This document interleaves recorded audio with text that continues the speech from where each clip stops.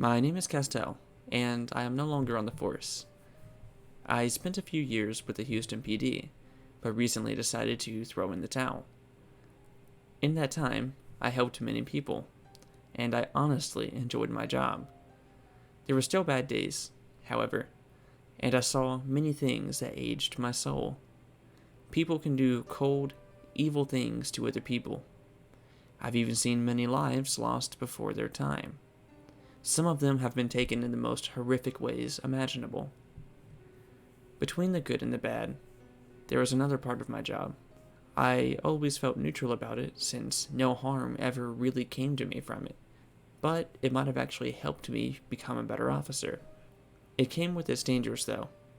Any shift could have been my last, and not just because of the inherent risk of being a police officer. I'll take you back to my first shift and explain everything. It was a crisp October night. This was my favorite time of the year.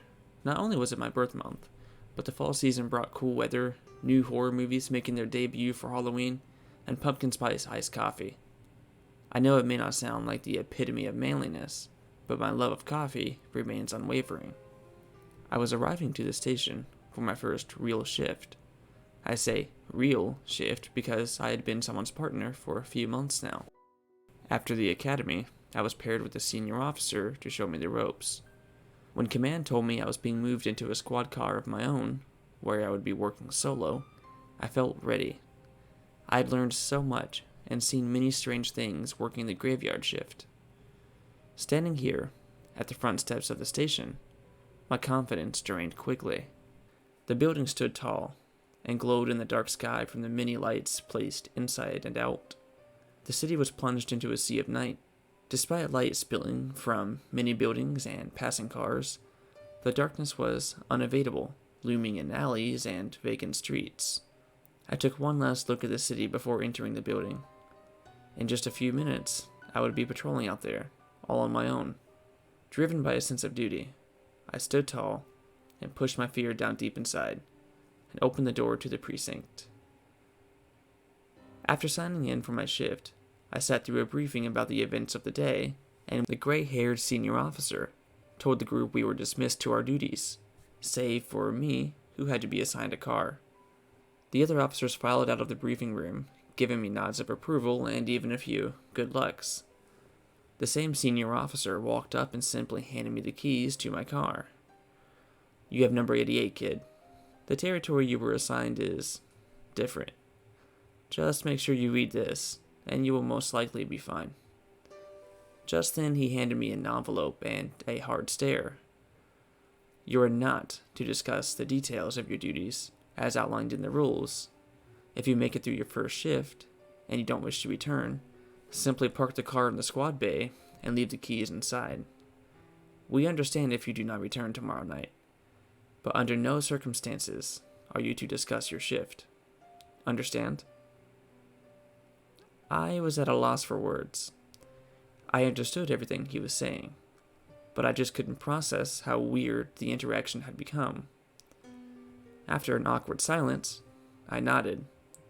He let out a gruff sigh and left me alone in the briefing room. I started to panic again. What did he mean by, if I made it through my first shift? After a small anxiety attack, I assured myself that he just meant the job can be stressful, and not having a partner may be hard to handle.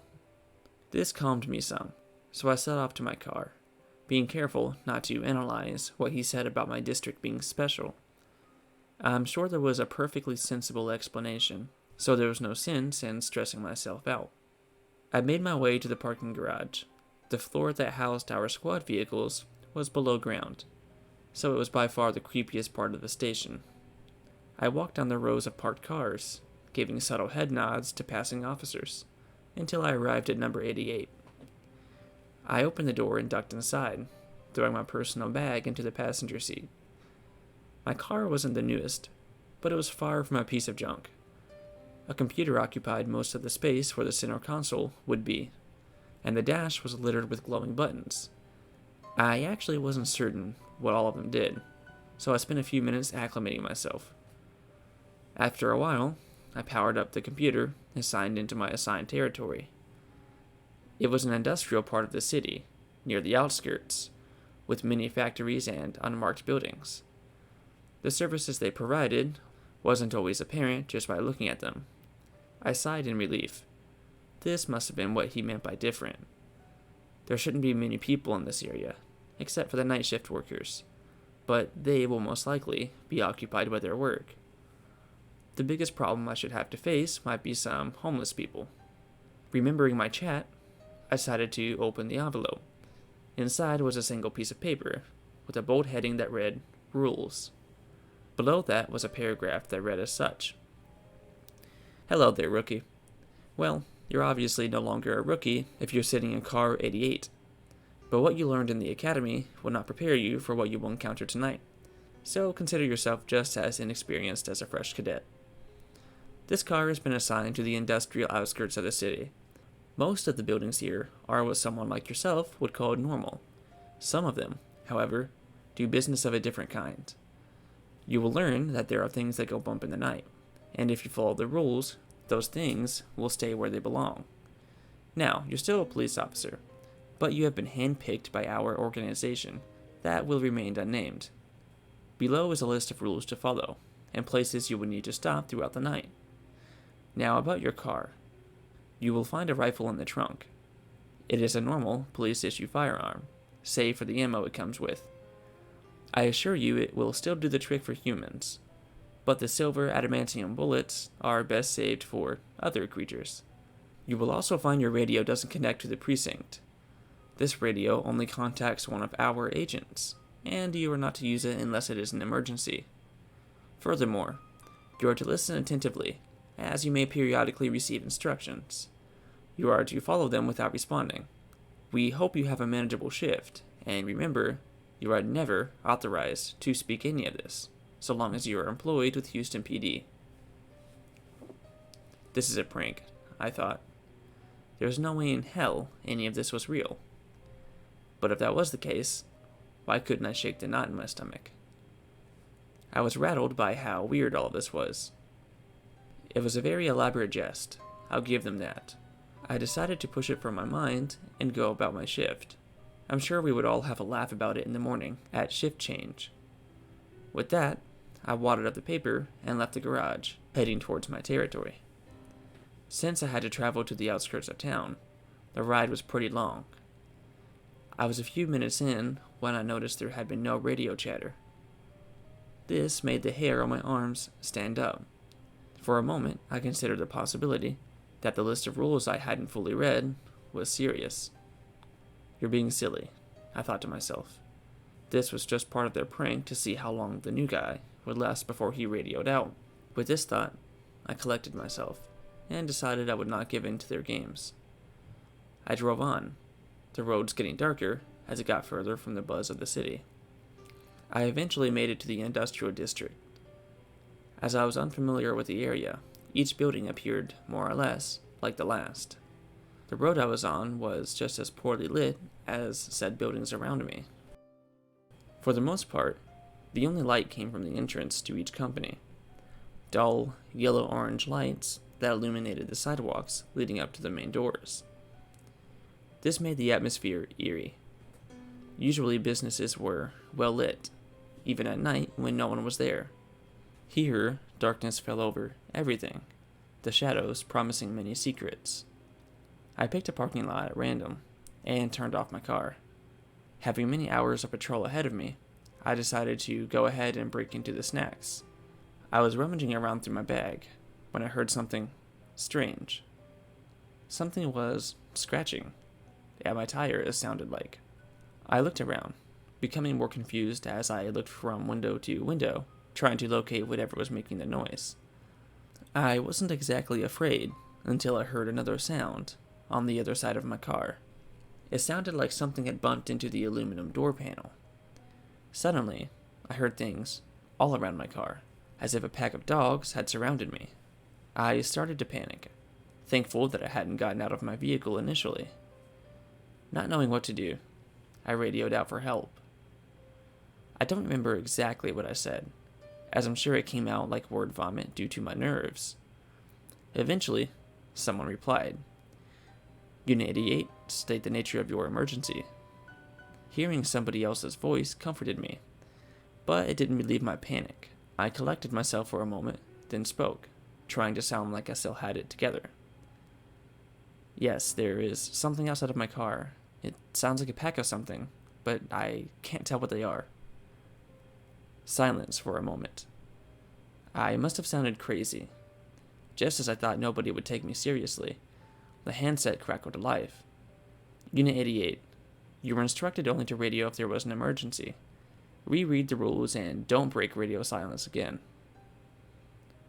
I sat frozen, unable to comprehend what I had just heard. Reread the rules? Were they being serious? Maybe I had to consider that this isn't just a prank. I grabbed a wadded-up piece of paper from the floor and unfolded it carefully, taking extra caution not to rip it. I looked towards the part of the page that had a list of rules numbered 1 through 6, just as the growling started. A chill raced down my spine as I realized this is seriously happening. I am surrounded by an unknown number of creatures that want to hurt me, and the only protection I have is this vehicle. It didn't sound like they would get in anytime soon, so I read the paper. Rule 1. You are never to talk about your duties while employed with the PD. Ever. Trust us. We will know if you even tell a soul. Rule 2. Do not exit your car until 11 p.m. The things that lurk from sunset until 11 are not of this world. We actually don't know what they are. All we know for sure is leaving your vehicle will result in one thing, and it will not be a quick death. I looked up from the paper and scanned the parking lot again. Intermittent scratching and growling still came from outside, mere inches from where I sat. I knew this was no joke, and that I had to follow the rules if I wanted to survive my shift. I read on. Rule 3. Use the GPS in your car to find 1300 Dogwood Drive. Only this GPS will take you to the large, unmarked facility. You will need to sweep the perimeter at exactly 12:47. If you see something resembling a person outside the building, do not interfere with it. Get the rifle from your trunk, and only that rifle, and put the creature down. A shot to the head should do the trick. If not, God help your soul, because it isn't your body that it wants. When the creature is down, radio at 10:23 and nothing else. You can leave now. The creature will be contained before it regens. Rule 4. You are free to patrol as you see fit until 3 o'clock sharp. You should not see anyone or anything outside of containment at this time. If you do, drive. Drive away as fast as safely possible, and radio it in, especially if it looks human. Rule 5. At exactly 3, you will need to check the facility's alarm at 508 Elm Street. Simply walk up the sidewalk and check the alarm status on the hub outside the main entrance. If it has been triggered, radio that there has been a containment breach. This has never happened, but if it does, you are in danger. Get back to your car quickly. You won't see it until it is too late, but you may hear it whisper to you. Ignore what it says, no matter who it sounds like, and get back to your car, keeping your head down. If you do find yourself in this situation, you may want to consider praying to whatever deity you believe in. Rule 6. Your shift ends at sunrise. After your last stop, you are to go back to patrolling as you see fit.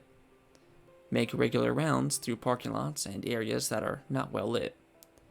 There should be nothing outside of containment, so radio in anything you see, no matter what form it takes. No matter what you do not exit your car from 4 o'clock until sunrise. I sat in shock at what I had just read. I knew it wasn't a joke at this point, but it was still hard to believe. I was terrified. It seemed like there was a good chance some nightmarish thing would take me out of this world. I looked out my window. I saw nothing. The scratching had stopped, and in its place, there was a light tapping coming from the other side of the glass.